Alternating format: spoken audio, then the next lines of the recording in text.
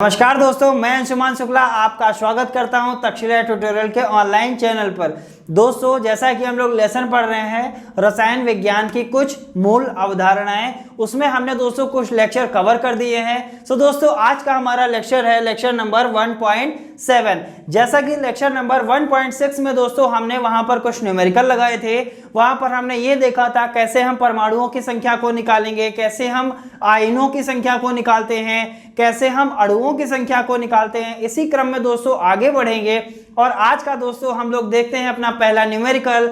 आइए दोस्तों स्टार्ट करते हैं। सो दोस्तों, जैसा लिखा हुआ आप देख रहे हैं 1 ग्राम हीलियम गैस में कितने हीलियम परमाणु होते हैं। काम यहां भी वही करना है, लेकिन थोड़ा सा काम आपके लिए बढ़ गया है। जैसा कि हमने मोलर आयतन के बारे में बताया था कि एक मोल का मोलर आयतन कितना होता है 22.4 लीटर। यानी कोई एक ऐसी गैस है जो एक मोल हो और वो कितना स्थान घेरेगी 22.4 लीटर स्थान घेरती है।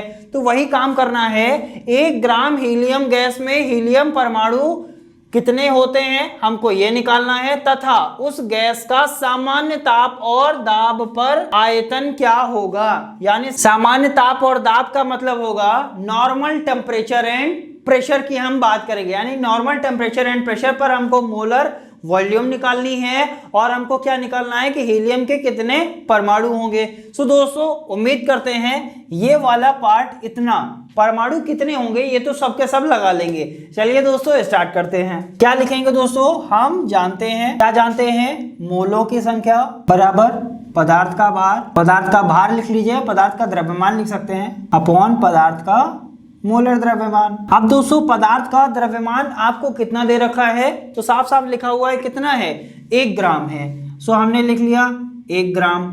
1 ग्राम लिखिए या आप डायरेक्ट 1 लिख लीजिए, कोई दिक्कत नहीं है, अपॉन पदार्थ का मोलर द्रव्यमान। मोलर द्रव्यमान कैसे निकालते थे, पहले हमको ये डिसाइड करना होता है जो पदार्थ आपको दिया गया है वो तत्व है कि यौगिक है। तो आंसर क्या मिला सर, हीलियम की बात कर रहा है, इसका मतलब ये क्या होगा, तत्व होगा। अगर तत्व होता था तो उसका मोलर द्रव्यमान किसके बराबर होता है, तत्व का मोलर द्रव्यमान तत्व के परमाणु भार के बराबर होता है। ऐसा हमने पिछले लेक्चर में आपको बताया हुआ है। सो हीलियम के बारे में भी दोस्तों आपको पता है, हीलियम का परमाणु क्रमांक होता है 2 और इसका परमाणु भार कितना होगा 4 होगा। और जो परमाणु भार होता है वही क्या होता है, पदार्थ का मोलर द्रव्यमान। यानी यहां पर क्या लिख लेंगे 4 लिख लेंगे। हमने 4 लिख लिया, क्यों, क्योंकि पदार्थ का मोलर द्रव्यमान कितना है 4 है। यानी 1/4 इज इक्वल टू, इसको आप जब डिवाइड करेंगे तो कितना आएगा दोस्तों, ये आएगा 0.25 मोल। तो दोस्तों हमको ये पता चल गया कि 1 ग्राम हीलियम में कितने मोल हैं, इतने मोल उपस्थित हैं। अब हमको ये पता चल गया जब 1 ग्राम में इतना मोल है तो हमको एक चीज और पता है, 1 मोल में हीलियम परमाणुओं की संख्या। 1 मोल में हीलियम परमाणुओं की संख्या दोस्तों कितनी होगी, या 1 मोल में कितने कण होते हैं 6.02213 × 10⁻23 कण होते हैं। चूंकि यहां पर हम किसकी बात कर रहे हैं, परमाणु की, तो यहां पर कण नहीं लिखेंगे, क्या लिखेंगे, परमाणु। यानी 1 मोल हीलियम में कितना परमाणु है, इतना परमाणु है। तो इतने मोल हीलियम में कितना परमाणु होगा, इस वाले नंबर को इससे मल्टीप्लाई कर देंगे तो क्या लिख सकते हैं 0.25 मोल में हीलियम परमाणुओं की संख्या। दोस्तों संख्या क्या आएगी 0.25 × 6.02213 × 10⁻23 परमाणु। अब दोस्तों जब आप इसको मल्टीप्लाई करेंगे तो आपका आंसर आएगा 1.505 × 10⁻23 परमाणु। अब दोस्तों हमने ये देखा कि पहले तो हमको ये निकालना था कि 1 ग्राम हीलियम में कितने हीलियम के परमाणु होंगे।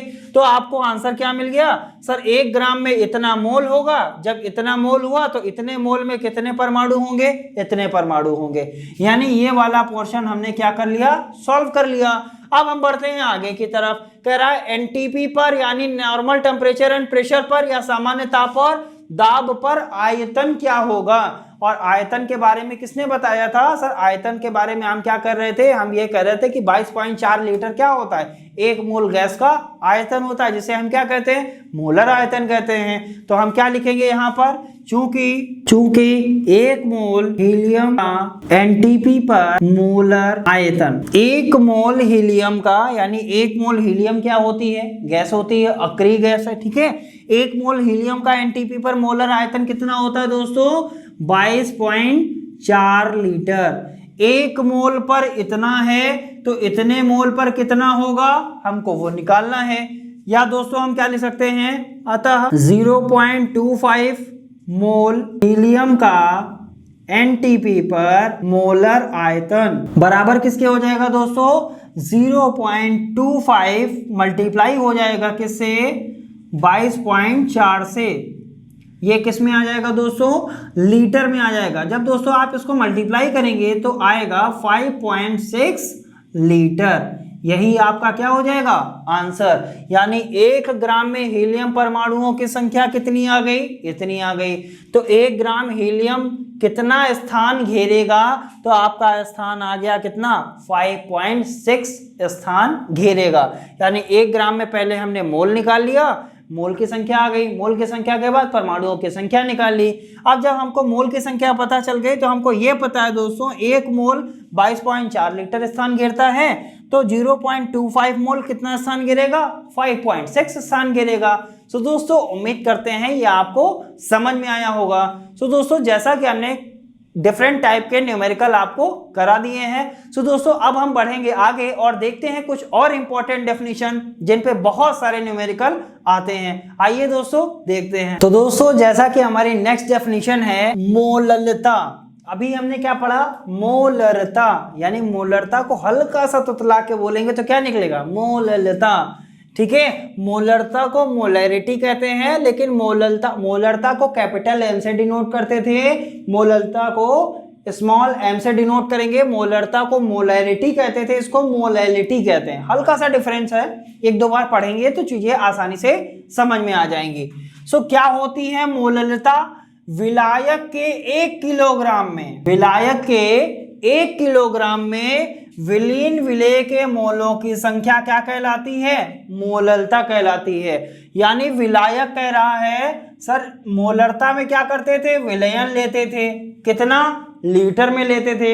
यहां क्या करना है, आपको लेना है दोस्तों विलायक, और विलायक कितना लेना है, 1 किलोग्राम, ठीक है। मोललता की डेफिनेशन समझा रहे हैं, तो इसमें हम क्या करेंगे, विलायक को 1 किलोग्राम मान के चलेंगे। कितना मान के चलेंगे, 1 किलोग्राम, ठीक है। सो विलायक कितना लेंगे, 1 किलोग्राम। अब इस 1 किलोग्राम में आपने कितना विलेय डाला है, या विलेय के मोलों की संख्या कितनी है, तो वही अगर हमको पता चल जाएगा तो हम ये बता देंगे कि सर हमको इसकी मोललता पता चल गई है। यानी मोललता का फॉर्मूला क्या बनेगा, विलेय के मोलों की संख्या अपॉन विलायक का भाग ग्राम में। यहां किस में लिखा हुआ है, ग्राम में। और जब ग्राम में लिखेंगे तो यहां क्या करेंगे, 1000 से मल्टीप्लाई करेंगे। क्यों, क्योंकि 1 किलोग्राम बराबर 1000 ग्राम, ठीक है। सो विलायक का भार किस में रखना है, ग्राम में रखना है। प्रोसेस वही है सर, मोलों की संख्या का फॉर्मूला हमें पता है, क्या होता है, पदार्थ का द्रव्यमान बटे पदार्थ का मोलर द्रव्यमान। अब यहाँ क्या हो जाएगा, विलेय का भार बटे विलेय का मोलर द्रव्यमान। भार की जगह आप द्रव्यमान भी डिनोट कर सकते हैं, यानी विलेय का द्रव्यमान बटे विलेय का मोलर द्रव्यमान इंटू 1000 था, 1000 लिखा, अपॉन विलायक का भार ग्राम में था, वो वैसे ही लिख दिया। कंफ्यूजन नहीं है। करना क्या है, जो विलेय के मोलों की संख्या होती है, यानी मोलों की संख्या का फॉर्मूला हमने क्या बताया, पदार्थ का भार या पदार्थ का द्रव्यमान बटे पदार्थ का मोलर द्रव्यमान। अब पदार्थ कोई भी हो सकता है, विलेय हो सकता है, विलायक हो सकता है, कुछ भी हो सकता है। तो यहाँ पदार्थ हमारा है विलेय, तो विलेय लगा दिया, पदार्थ हटा दिया वहां से, विलेय का भार बटे विलेय का मोलर द्रव्यमान, हमारा मोललता का फॉर्मूला बन गया। जैसा कि हमने मोलरता में भी इंपॉर्टेंट बताया था, ऐसा ही मोललता में भी इंपॉर्टेंट फॉर्मूला है दोस्तों। इस वाले फॉर्मूले पर जरूरत से ज्यादा न्यूमेरिकल पुटअप होते हैं, कई सारे न्यूमेरिकल्स आते हैं जो इसी फॉर्मूले से लगते हैं। तो दोस्तों बढ़ते हैं आगे की तरफ। नेक्स्ट हेडिंग है मोलल विलयन, यानी मोलल सॉल्यूशन। क्या होता है, वह विलयन जिसके 1 किलोग्राम विलायक में विलेय कितना होना चाहिए, 1 मोल। वहां क्या होता था, 1 लीटर विलेयन हो, विलेय कितना हो, 1 मोल हो, तो क्या होगा, मोलर विलेयन होगा। मोलर विलेयन में क्या कह रहे हैं, विलायक कितना हो, 1 किलोग्राम हो, विलेय कितना हो, 1 मोल हो।